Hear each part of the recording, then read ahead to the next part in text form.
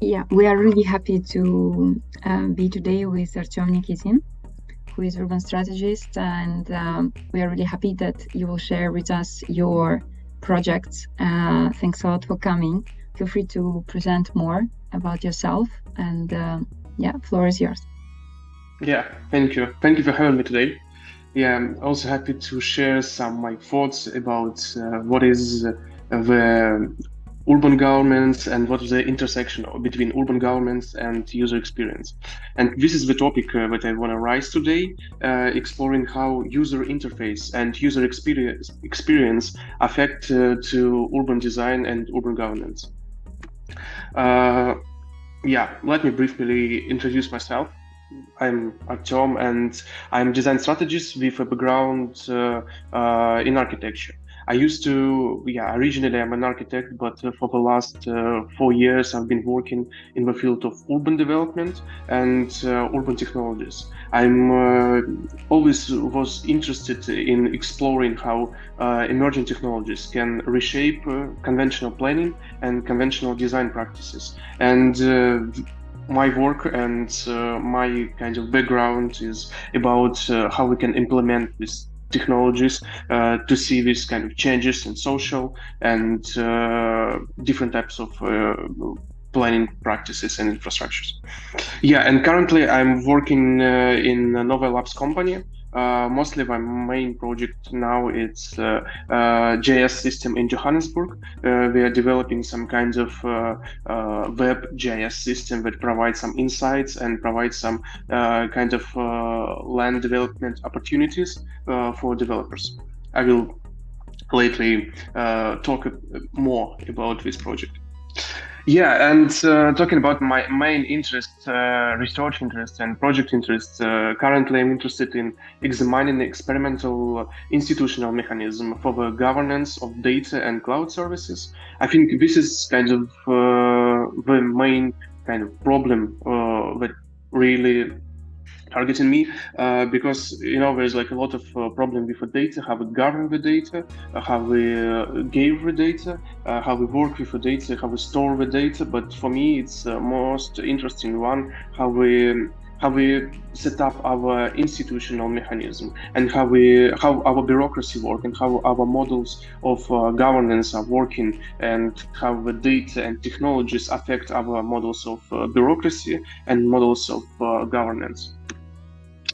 Yeah, this is what I was to say. There's like a lot of data around us, and the main problem for me is to how we can use this data, how we can implement this data and provide this data for some changes, especially changes in urban environment.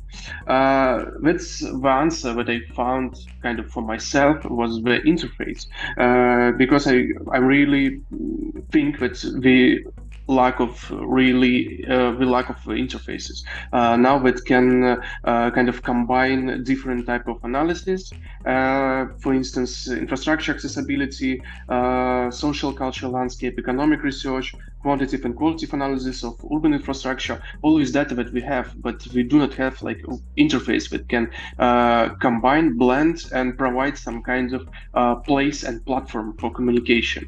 And this interface should be useful like a local authority, communities and businesses, because we can see like kind of lack of communication between different stakeholders in the city. And I really believe that some kind of platforms and interface can kind of connect and bridge this kind of gap between local authorities and citizens and communities, businesses. It could be like a platform for communication. That's what I'm really interested in and working on. One of my project was like focusing on urban design and appearance of a building facade. And yeah, what's interesting that this kind of interfaces can provide not only like a database and some kind of visualization of data and visualization of some kind of design practices, but it's also the channel of communication between developers, landowners, and local authorities. Yeah, and this is the main interesting thing that I'm really working on, how we can set up this kind of channel of communication and how this channel communication can be provided for the city. This is different types of interfaces. As I was saying, I have been working for the last 3 years in developing some kind of platforms, geographic information systems, and different database for the cities. Mostly, I've been working in Russia, but the last project based in Johannesburg in South Africa. Yeah, and this is one of the examples of a database and the interfaces for the urban regulation in Moscow region. And yeah, it was really interesting to find how we can establish a new approach to design code and transform this kind of traditional and I would say conventional urban design vision to user-oriented web platform. It's kind of different approach in designing because it's kind of more about product design. We are talking not about like the project, but more about how the product can appear and product can change the existing documentation and model of regulation and urban policy. This is another project that we did in Derbent.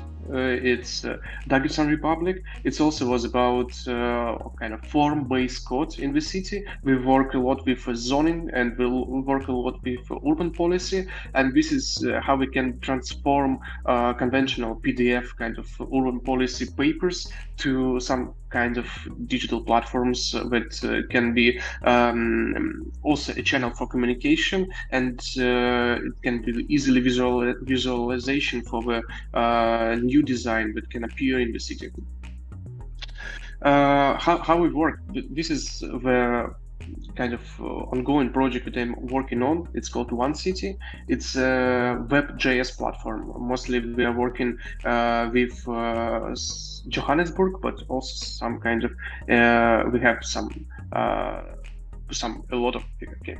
Sorry. We're working mostly in South Africa, especially in Johannesburg, and we are really interested to how we can find some kinds of insights from the data and how we can unlock the land opportunities in the city. We work with government data, open data, and private data, trying to find all of the layers, and using these layers we kind of provide some interface and provide some analytical tool for the developers that shows the opportunity areas in the city, kind of hidden opportunity areas in the city, because there is like a lot of problems currently in Johannesburg that the city is sprawling. There is like a lot of new development outside of the city with lack of social infrastructure, with lack of amenities, and using data we can say there is like a lot of hidden development opportunities inside the city with pretty nice infrastructure accessibility, like in walking accessibility, like 15 minutes accessibility by walk to different types of social infrastructure. I just want to show you maybe some example of of a One City. What is this? Can you hear something like?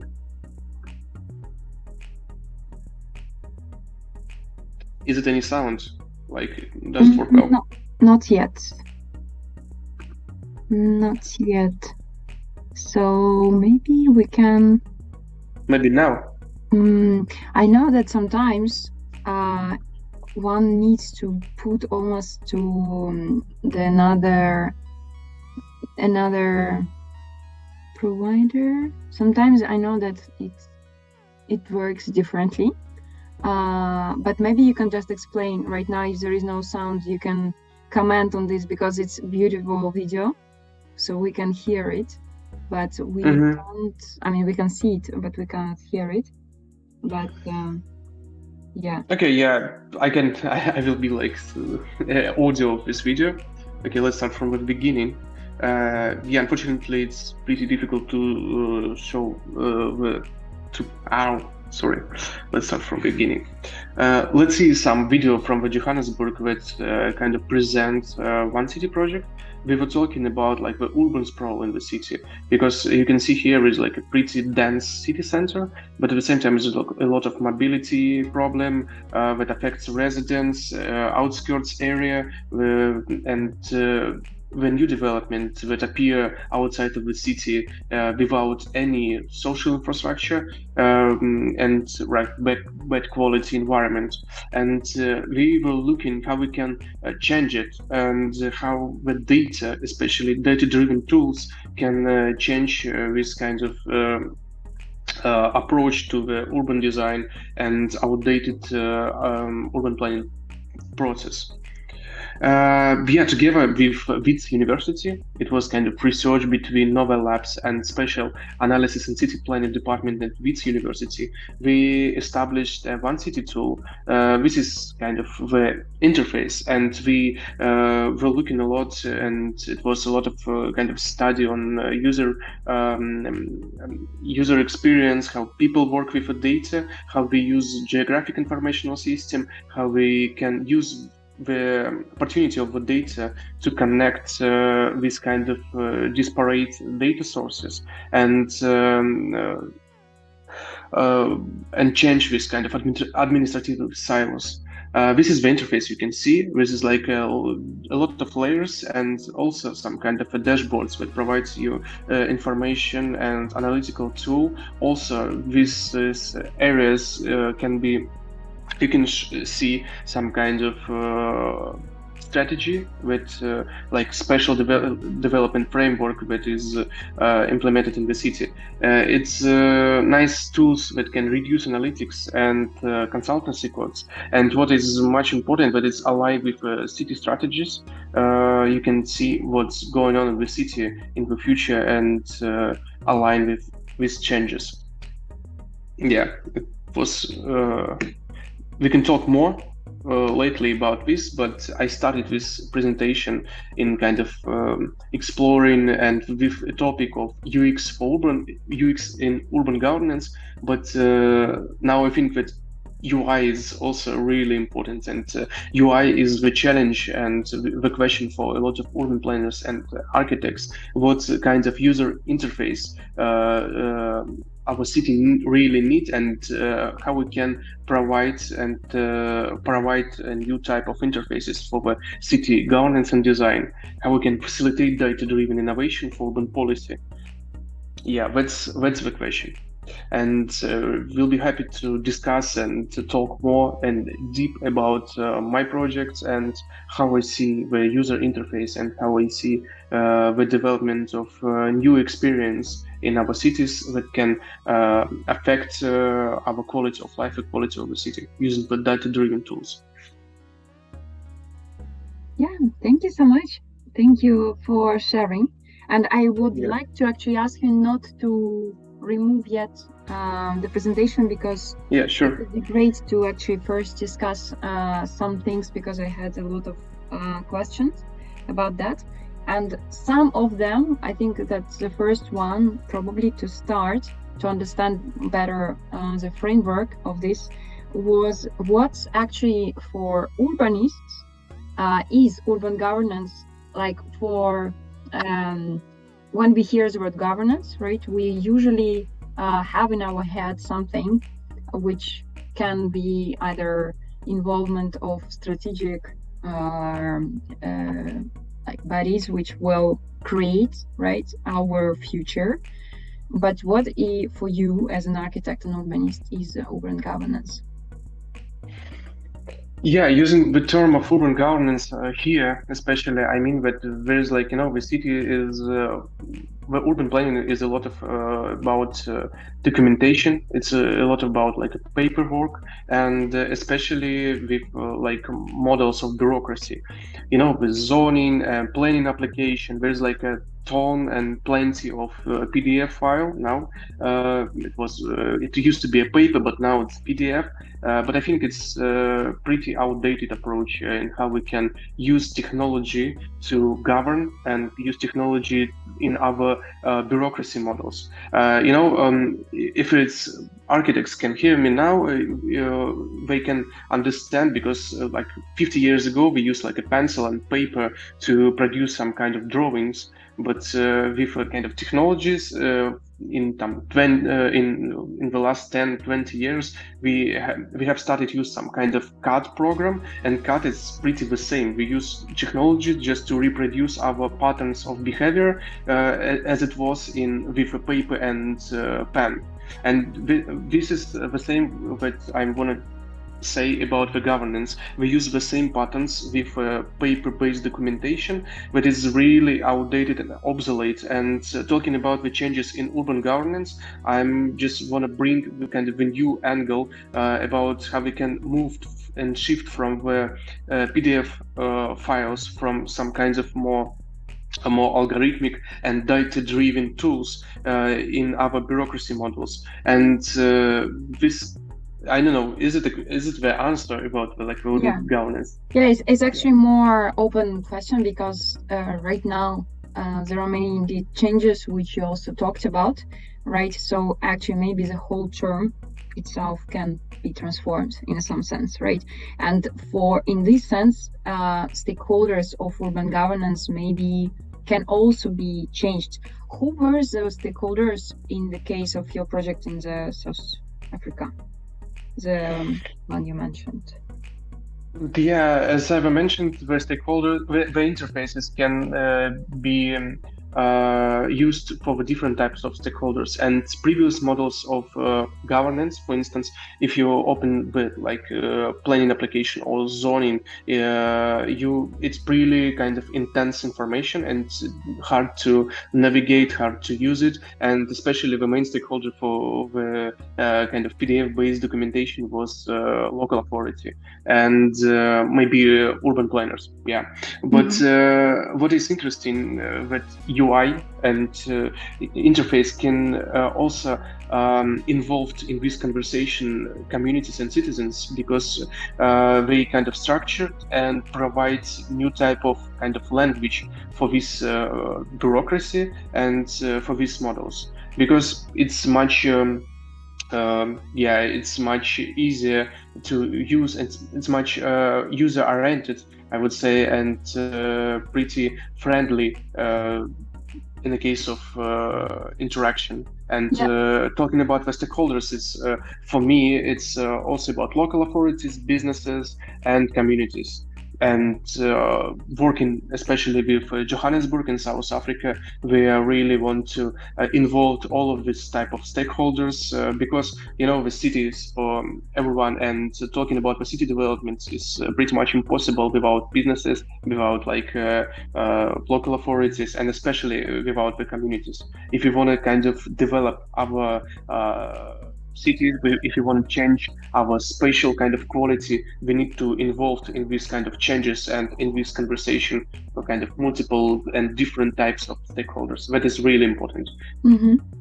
So we'll come back to Johannesburg. I just wanted to ask still about the question more related to urban governance and the interfaces, right? Because you touched it in your presentation.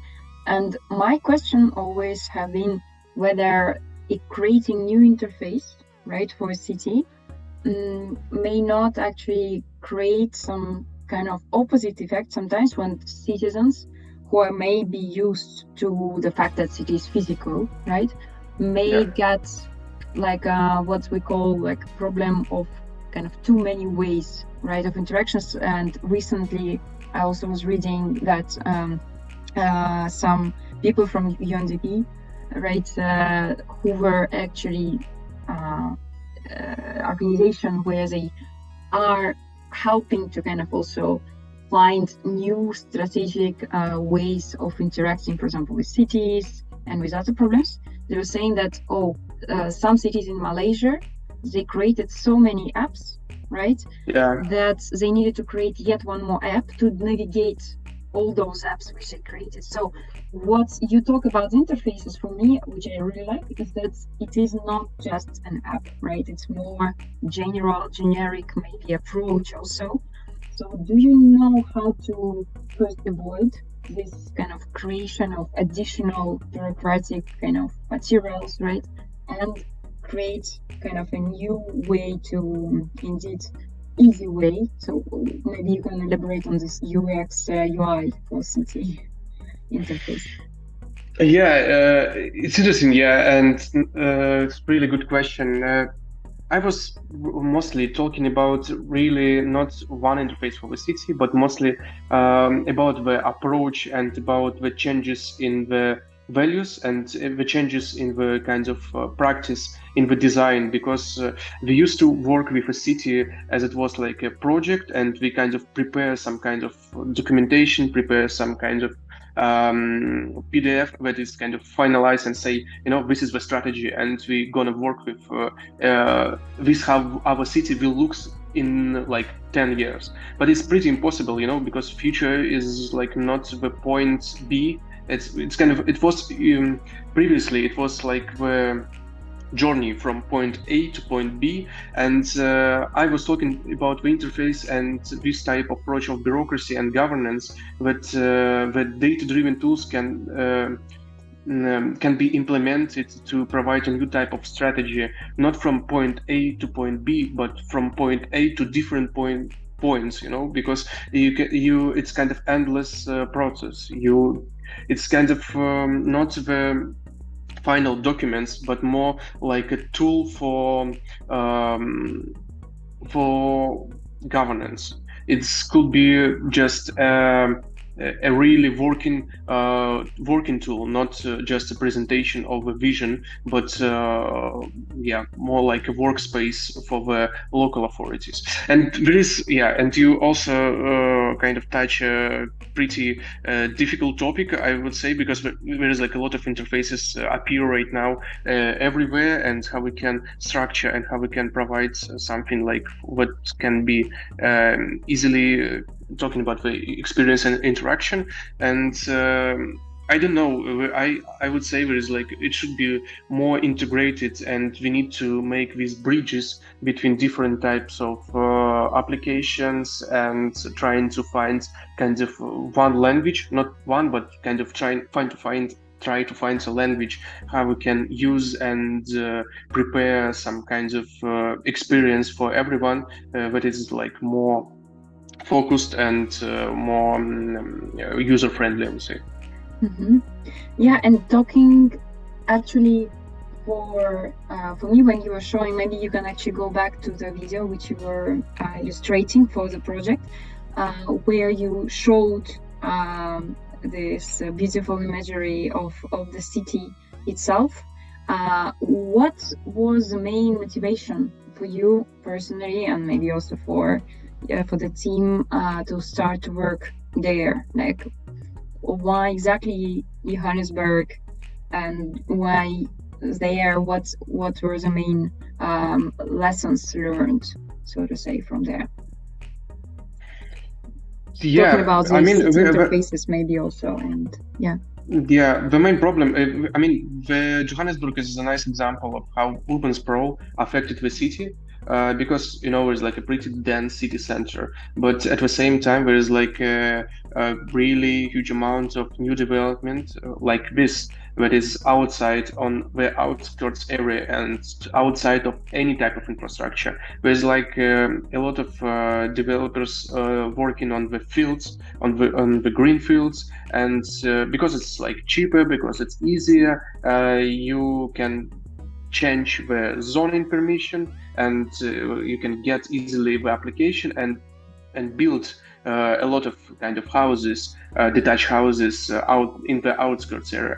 And it's really big problem in the case of kind of accessibility to the infrastructure, because there is like, okay, there is a lot of buildings and a lot of people can live here, why it's kind of problem. The problem is there is like not a lot of not enough, I would say, schools, not enough like shops, parks, green infrastructure. There's really kind of we're suffering between just detached houses, and if you want to go to the medical care and if you want to go to a school, you have to use like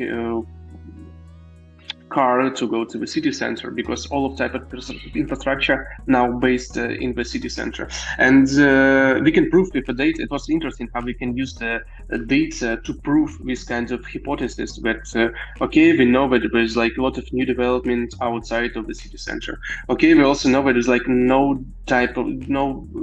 different types of social infrastructure, because we have a data about locations of social infrastructure. And using this kind of tool, we can kind of plant and change this kind of vision about how we can use it in our strategy, and how we can find new areas in the city that can be really good in a case of different types of facilities, amenities, and with nice access and easily access to different types of infrastructure.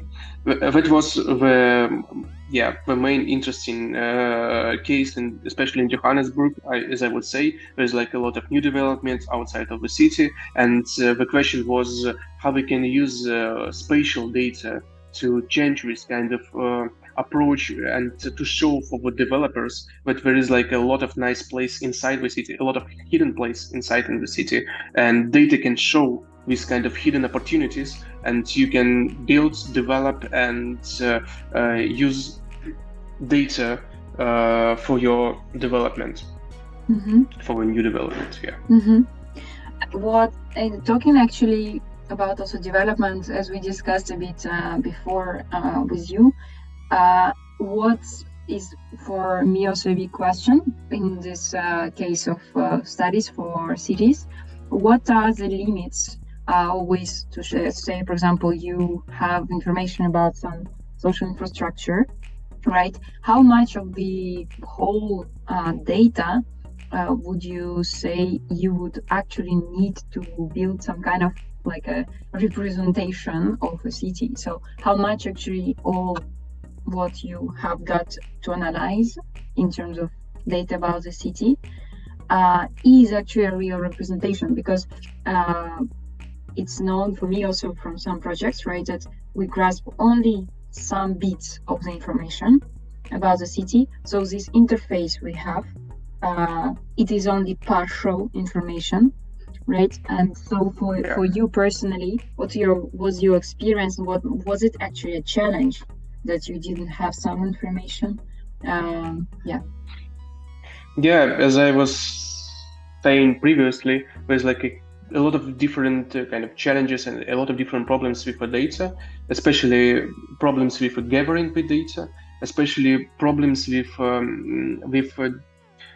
departments, because even we have a lot of data, but this data is spontaneous, and this data is really not structured enough and not structured, and we can use it even between because municipality have a data, but different types of department have a different type of structuring and storing this data. And also that was challenging for us to find a way how we can use this kind of data from disparate sources, and how we can use one platform. It's called One City, because we're trying to kind of develop one platform for data storage, especially for urban planners and developers. The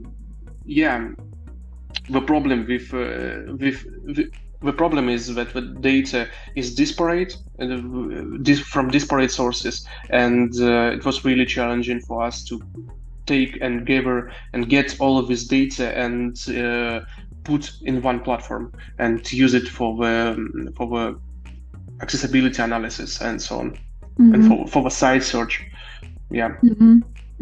But Yeah. yeah, well, just I just want to add there is like a lot of different types problems with the data. But for me personally, interesting not even how we can gather and structure the data, but how we can represent and show the insights from this data, how we can make this data kind of meaningful for a lot of people in the city, and how we can use for changes this type of data. Because in the municipality we found a lot of data, but it was kind of meaningless because a lot of people don't know how to use it. We also before had some kind of we have a JS system, but it's difficult to use because we did not provide some kinds of communication tool. We did not provide some nice visualization. The interface is pretty kind of aggressive, and I think it's important to start think about the user journey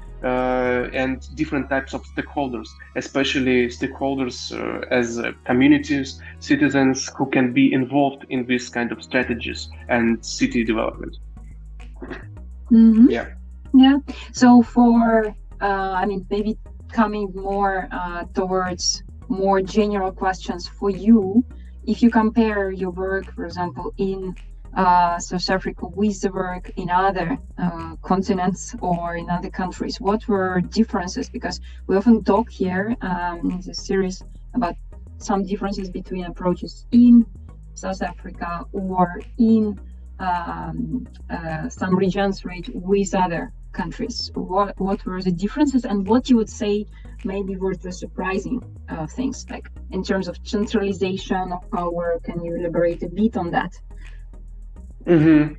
Yeah, and working with the data, it's different, not even in the different kind of countries, it's even different in the South Africa, because we had a chance to work in Johannesburg, but we also had a chance to work with Cape Town, and the data in Johannesburg and the data in Cape Town is pretty different, and access to the data is also pretty different. As I would say, there's like disparate data sources. And as I was saying, there is not even like not established communication between departments, and working with the data, not even in different countries, but in different cities. It's pretty different in one country, I would say.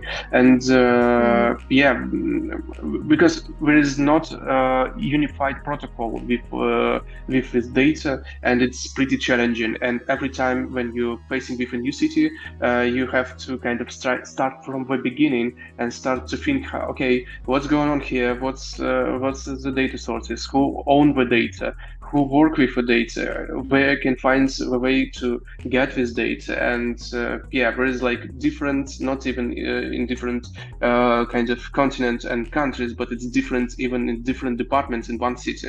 That's it's pretty challenging. And yeah, especially working. Yeah. Go ahead. Especially working with no, talking about the difference between like Europe and Asia, I would say there's like, I like the policy that's now implemented in Europe, and they are more kind of open, and they're trying to find a way how we use the data, also not for the kind of profit, for the platform profit, but also for the community profit. And pretty nice. I really like and enjoy to see some kind of project with urban data. For instance, the code was established in Barcelona. How and this project can show how the data can be useful for the citizens. And this is really important to understand that data is kind of really can be implemented in different types of products and different types of kind of insights, and it's really useful for the city developers especially, and understanding that the data is not for platforms and advertising, but data can be useful for all of us, for the different type of communities, for the different types of projects, and data can be kind of shared, open, and easily to access to this data. I think it's important, and I really like the policy changes for the last kind of years, especially in Europe, the policy about the open data, accessible data, and data kind of for not for planners and platforms and govern and local authorities. Yeah, but data for citizens and data for local communities. And talking also about, I mean, we could talk about this. I think it's infinite topic to talk about this. But from your perspective, if you would kind of be a person who would be teaching other urbanists for facing such projects like this one, what would you recommend to read or to do in order to learn how to work with these projects? Yeah, I would suggest to look into the products, different types of digital products, and not even how it works, but go deep and see the logic of management inside the products, like a product management. I would really recommend to use this logic of product design in the city, because the approach to plan and design of a city is pretty from like the 20th century, and it's interesting how the approach can be changing by emerging technologies. And I really would recommend to look more in the different types of products and see how we can use different type of services to improve our quality of urban and spatial kinds of development. Yeah, thanks a lot. We will put all the links also for which you put here to the chat. Thanks so much for the recording your also talk in the video. We will put the video also link there, and we will be happy to see you again to discuss more. We'll make also series with the people who worked in Asia, so that we can actually make more the dialogue between different continents and labs. Thank you so much. Yeah, thank you for inviting me. And yeah, we'll be happy to share all of the links and also this presentation.